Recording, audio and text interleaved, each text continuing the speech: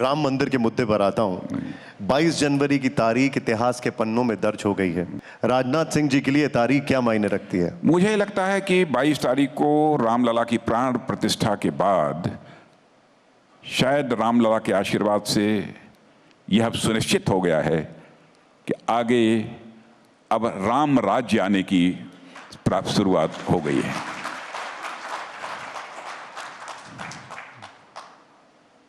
अब रामलला अपनी उस कुटिया से अब अपने महल में लौट चुके हैं। भव्य मंदिर बन चुका है। तो राम यदि आ गए अपने महल में तो फिर राम राज्य प्रारंभ होना ही होना है, यह होकर रहेगा, देखिएगा। विपक्षी पार्टियों ने न्योता ठुकरा दिया। उनका यह आरोप है, वो ये कहते हैं कि यह पूरा मामला ऐसा लगता है जैसे राजनीतिक कार्यक्रम था। नहीं, राजनीतिक कार्यक्रम कैसे था?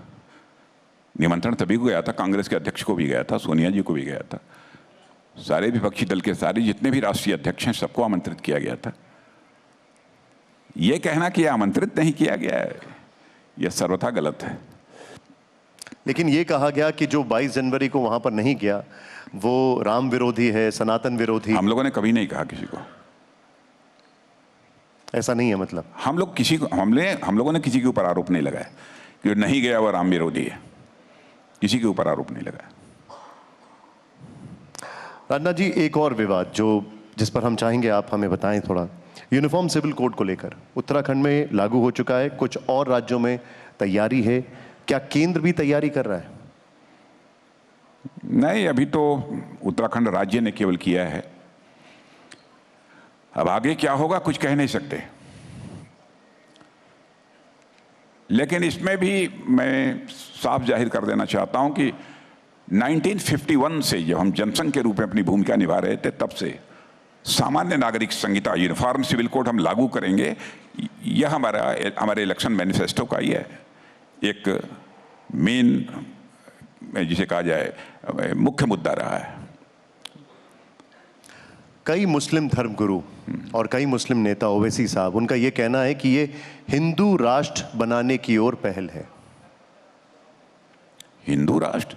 हिंदू कोई जाति नहीं है, कोई पंथ नहीं है, कोई मजहब नहीं है, यह एक जीवन पद्धति है, एक वे ऑफ लाइफ है।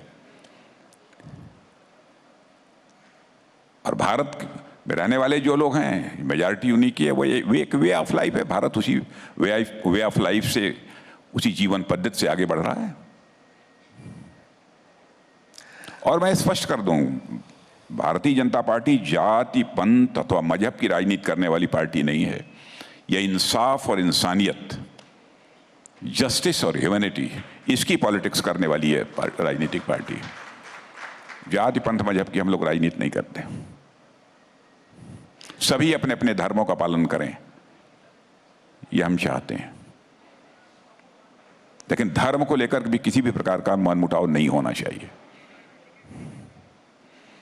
और कभी आपने देखा होगा किसी के ऊपर हम लोगों ने कोई प्रतिबंध तो लगाया नहीं।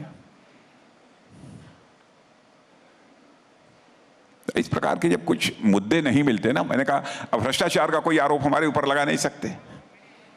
10 साल में नहीं लगा पाए, क्या करें? तो नॉन इशूज को इशू बनाने की वो कोशिश करते हैं।